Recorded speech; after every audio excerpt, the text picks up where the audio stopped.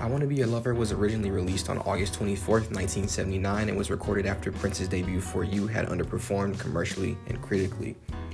Prince had demanded full creative control for the album and was rather dismissive with his executive producer Tommy Vicari. This was frustrating for Warner Brothers, who thought Prince's prodigy had overpromised and underdelivered, as he already had the hubris of an established star, but none of the success. To put it frankly, Prince had to write a hit, or that was his ass. The resulting song, I Want to Be Your Lover, was many firsts, quite literally the first iconic Prince song, the first classic, and his first artistic breakthrough by my estimation. For You was fascinating as an album, but it's more a footnote in Prince's catalog now because it's more of a display of virtuosity than an artistic statement. So, with I Want to Be Your Lover, it was rumored to be about Prince's crush on singer Patrice Rushen, and he actually offered the song to her. Not really sure if she turned it down or he just took it back from her, but I wonder if she regrets not actually getting to, release it. I Want to Be Your Lover is interesting for a few reasons. The first of which being it was made in an era where 70s disco was dying and transitioning into the more electronic sound of 80s funk and post-disco. So it still has that live drumming and disco rhythm work of the 70s, but it has that heavy polyphonic synth work that would come to be characteristic of the 80s. Listen to a song like Don't Stop Till You Get Enough for comparison. It's far more orchestral and organic.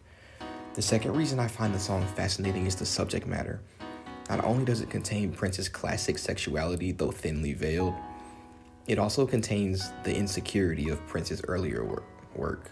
You don't necessarily hear what I call relatability in any Prince album past Controversy. Any lines about him not having money or hoping the girl likes him are thrown out the window as his fame and prestige had grown.